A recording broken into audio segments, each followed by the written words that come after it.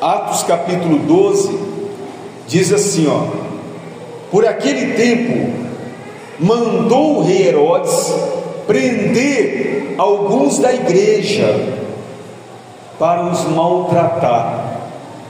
Olha que palavra dura. Herodes, ele poderia prender qualquer outra pessoa, mas ele queria prender quem? Os da igreja. Pastor, mas por que os da igreja? O que a igreja está fazendo de errado? É aí que entra, igreja. Às vezes nós estamos aqui e aí vem aquele pensamento de revolto, né? Aí a pessoa fala assim: mas eu não entendo por que eu estou enfrentando isso, eu não estou fazendo nada de errado. O que eu fiz de errado para merecer passar por esse deserto? Não precisa você fazer algo de errado para que o inimigo se levante contra a sua vida. A Bíblia diz que por aquele tempo, ou seja, em um determinado tempo, aonde o inimigo, ele falou: olha, vai ser hoje que eu vou maltratar os da igreja. Só que não falou para você, ele não chegou assim e mandou uma mensagem: ô irmão, você é da igreja? Ah, eu sou da igreja, Herodes, então se prepara, tá? Porque tal dia eu vou maltratar você. Olha, se eu encontrar você na rua, no meu caminho, eu vou maltratar. E se eu não encontrar, eu vou perseguir, vou te procurar até eu encontrar, porque eu quero maltratar você nesse dia. Ele avisa? Não, não avisa. É projeto dele, projeto do inimigo. A missão dele é matar, é roubar, é destruir, né? É dividir, é causar danos na vida de quem? Do cristão, dos que estão na igreja. Pastor, mas eu não estou fazendo nada de errado, isso não é justo. Você acha que o inimigo está aí para a justiça? Não, olha, não toca na vida daquele ali não, porque ele está andando certinho. Olha lá, está sempre ali, ó. Ele está certinho, ele não fala mal de ninguém, ele não mexe com ninguém. Então, olha, não toca na vida dele não, porque ele é um exemplo de cristão. Você acha que o inimigo pensa assim? Claro que não. Ele olha e ele fala: é aquele ali mesmo que eu quero maltratar. Mas que dia? Olha, eu já tenho um dia marcado para me maltratar aquele ali. É o objetivo dos nossos inimigos. Dá uma olhadinha, obreiro, por favor, dá uma olhadinha lá. É o objetivo do inimigo, é maltratar. A Bíblia diz que por aquele tempo mandou o rei Herodes prender alguns da igreja para os maltratar, fazendo passar a fio de espada a Tiago, irmão de João. Ou seja, olha quanta maldade, igreja, quanta maldade, né, estava no coração de Herodes, quanta maldade. Ou seja, o inimigo, o projeto do nosso inimigo é algo que não entra no nosso coração, não cabe na nossa mente. Por mais que você reflita sobre o que está acontecendo no mundo, igreja, olha, o mundo está terrível, é cada notícia ruim.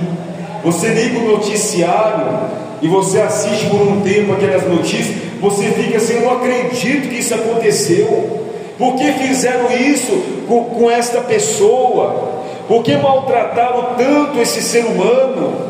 Não, como é que pode isso? Por um instante que você assiste o noticiário, você não consegue imaginar que o nosso adversário, ele é capaz de fazer coisas ainda mais terríveis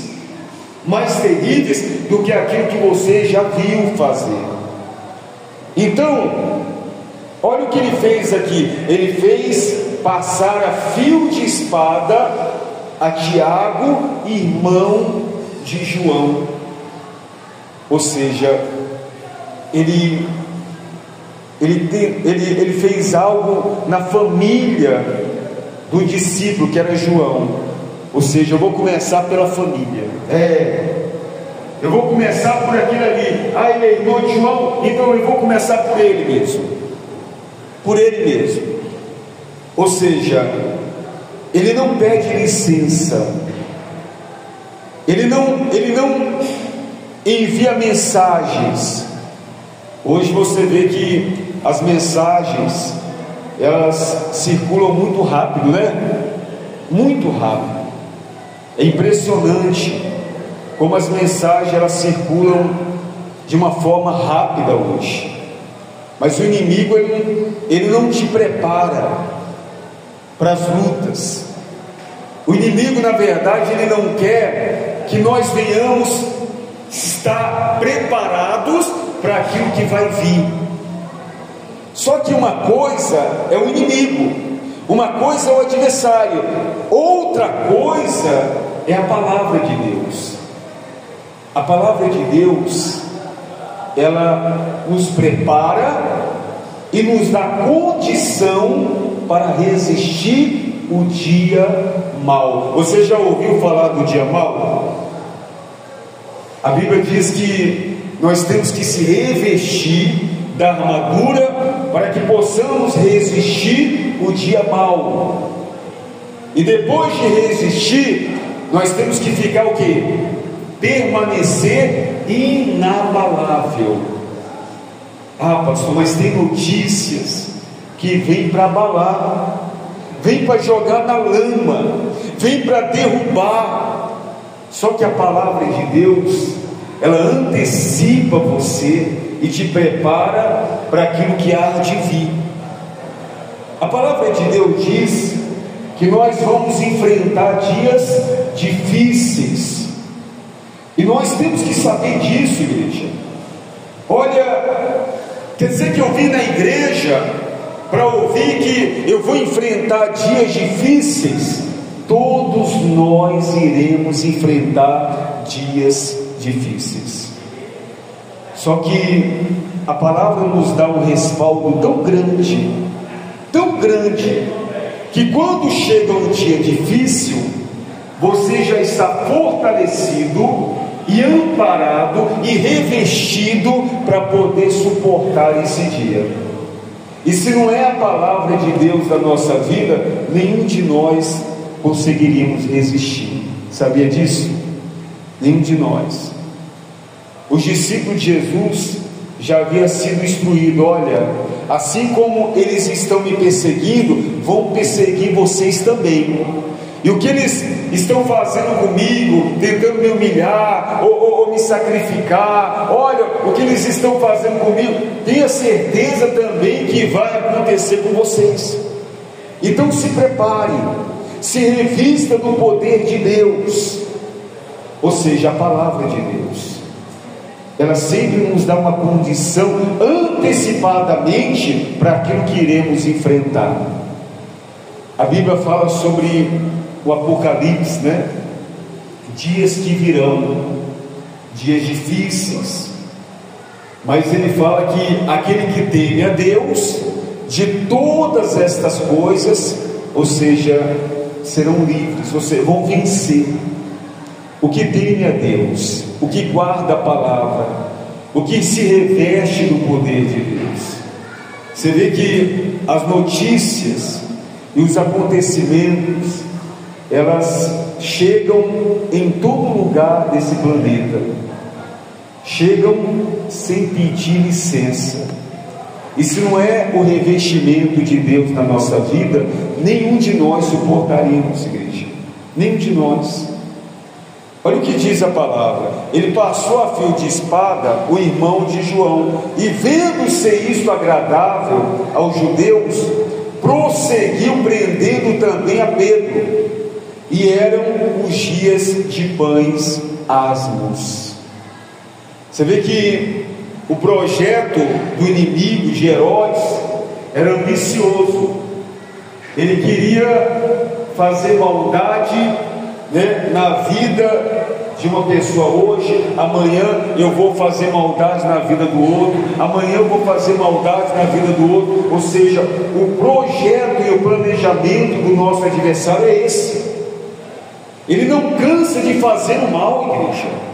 O inimigo não cansa de fazer o mal. A gente tem que entender que o mundo é do maligno, e a todo momento a maldade está crescendo. A todo momento as lutas vão aumentar. E nós precisamos o quê? Nos fortalecer ainda mais. Ainda mais. A palavra é bem clara e diz assim: aquele que pensa estar de pé, cuide-se para que não caia. Esse cuide-se é o que? Busque mais. Olha, eu estou forte, graças a Deus, estou na presença de Deus. Busque mais, se fortaleça mais, para que quando o inimigo tentar investir, você consiga suportar. Amém, igreja? E aí prenderam a Pedro, prenderam a Pedro. No versículo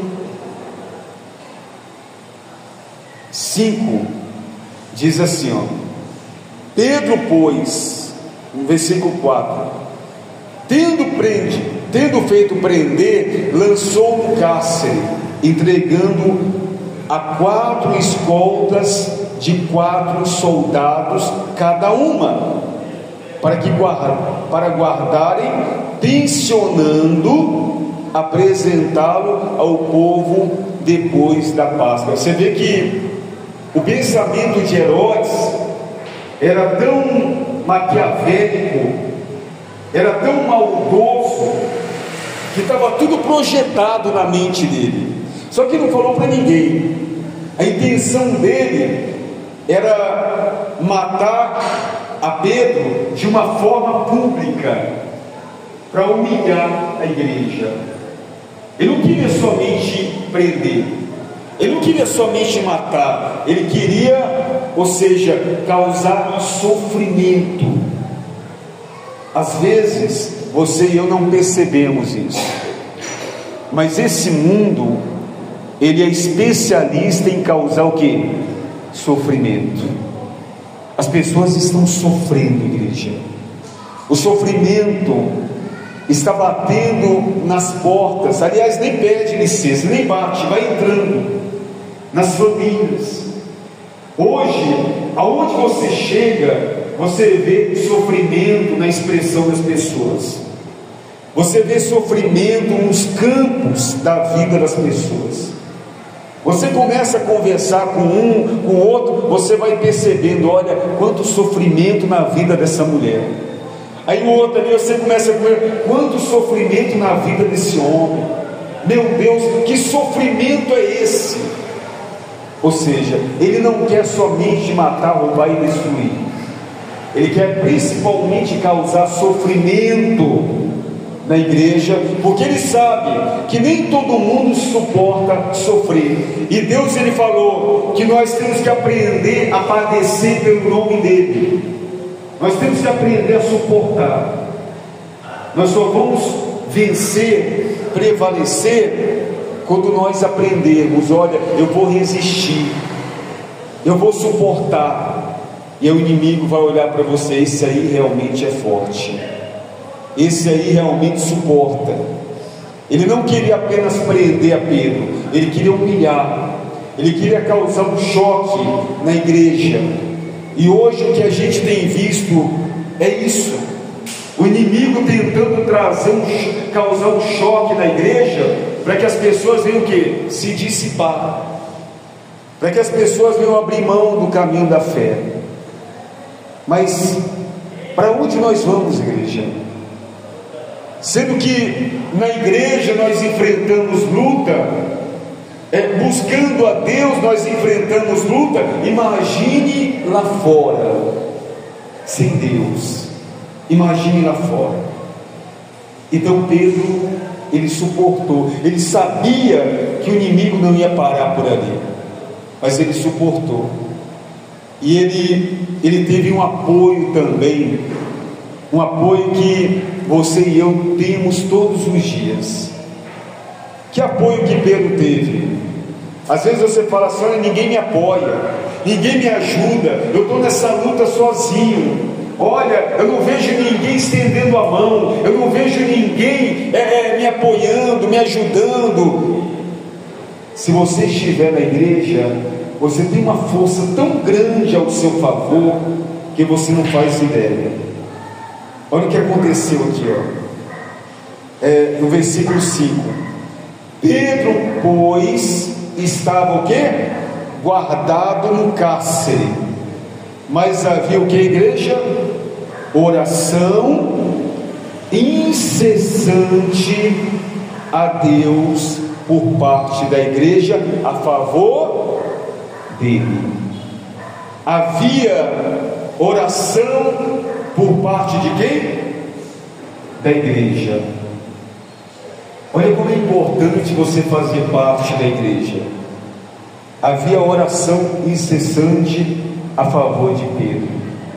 Ele estava aprisionado, machucado, humilhado, talvez até sem forças, mas ele fazia parte de uma comunidade que é conhecido na Bíblia como a família da fé. E essa família da fé é para orar uns pelos outros. Exatamente o que nós estamos fazendo aqui, igreja. Nós oramos uns pelos outros. Esse é o nosso chamado da igreja. Mas, pastor, eu vejo aí que tem coisas que são inevitáveis, tem coisas que acontecem que a gente nem fica sabendo, e quando a gente sabe, já aconteceu. Às vezes eu fico observando, igreja, que tem muitos que estão dentro da igreja e padecem nas mãos do inimigo. Por quê? Porque muitas das vezes ela não reconhece o quanto depende da igreja, das orações da igreja.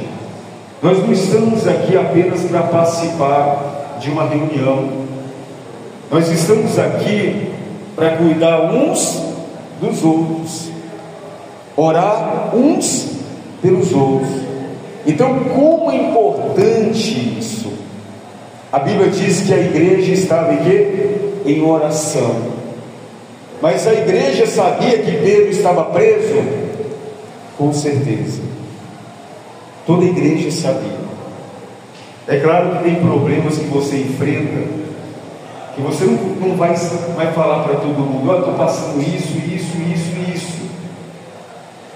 Mas tem problemas que você não consegue lutar sozinho, que você precisa falar com alguém. E é por isso que nós estamos aqui, igreja. É por isso que tem um casal aqui em cima do altar. Não é somente o homem, não é somente a mulher, é um casal. Para quê? Para que às vezes a mulher está passando por um problema, tem uma missionária na igreja. Eu vou lá, vou abrir meu coração, pelo menos para falar, né, o que eu estou passando. Ela está no altar, eu preciso falar com ela, e ela, juntamente com o pastor, vai orar a favor desse problema. Eu sou um homem, eu quero falar com o pastor, né, a respeito de um problema pessoal. Eu vou falar com ele para ele orar também junto com a esposa, para que haja solução, para me ajudar nesse problema, nessa luta. Nós estamos aqui para isso. Às vezes a pessoa fica envergonhada, mas olha, tem um obreiro aqui, eu vou pedir ajuda em oração. A igreja, ela está aqui justamente para te ajudar em oração. Não tem como orarmos por algo que nós não sabemos. Às vezes nós oramos aqui não somente pela igreja, mas oramos pela cidade toda. Você vê que o Espírito manda a gente orar por tal pessoa que está enferma. A gente nem sabe quem é essa pessoa, mas a gente está aqui apresentando. Meu Deus, vai lá, visita agora, meu Pai, essa pessoa que está ali, precisando, está esperando uma transferência. A gente não sabe quem é essa pessoa, a gente está orando. E se a gente ora por um estranho, igreja, que a gente nem conhece, você acha que a gente não vai orar pela igreja? Por um irmão, por uma irmã que está necessitado, aflito, preocupado, que está enfrentando uma luta pessoal sozinho? É claro que a gente vai orar. A igreja está aqui para isso, para orar uns pelos outros. Amém, igreja? Uns pelos outros. Eu sei que vocês oram por nós, ou não? Vocês não oram, não? Que susto, hein? Pastor, vou orar mais. É bem-vindo, igreja. Toda oração é bem-vinda. Aqui não tem super-homem, super-mulher, não. Todos nós precisamos de oração. Todos nós. É um cuidando do outro, a família da fé. Então, a igreja orava por Pedro, por quê? Porque sabia que Pedro estava preso. Olha, vamos orar, porque ele está preso injustamente, estão maltratando ele. Olha, o inimigo está humilhando, está pisando. Vamos orar. E a igreja estava orando incessantemente a favor dele. Quando Herodes estava para apresentá-lo naquela mesma noite, Pedro dormia entre dois soldados, acorrentado com duas cadeias, e sentinelas à porta guardando o cárcere. Eis, porém, que sobreveio o quê? Um anjo do Senhor. Olha a visita que Pedro recebeu. Não foi de um homem, foi um anjo do Senhor. E o que o anjo foi fazer ali? Resolver o problema. Ele foi resolver o problema na vida de Pedro. E por que o anjo foi ali? Porque havia oração incessante a favor de Pedro. Aí o anjo chegou e uma luz iluminou a prisão, tocando ele ao lado de Pedro, o despertou e dizendo: levanta-te depressa.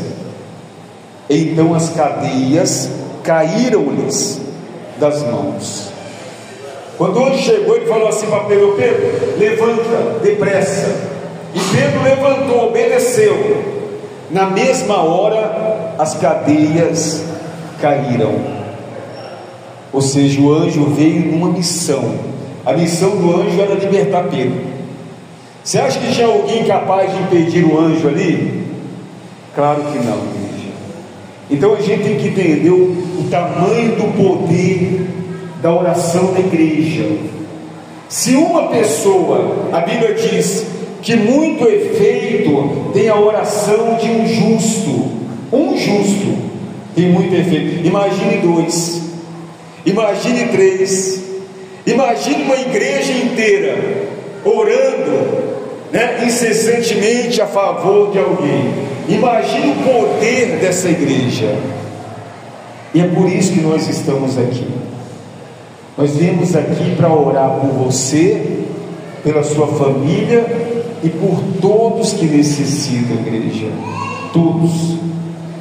Quando a gente fala assim, peça por você agora, apresente a sua vida agora, apresente o seu coração. Nós estamos orando por você.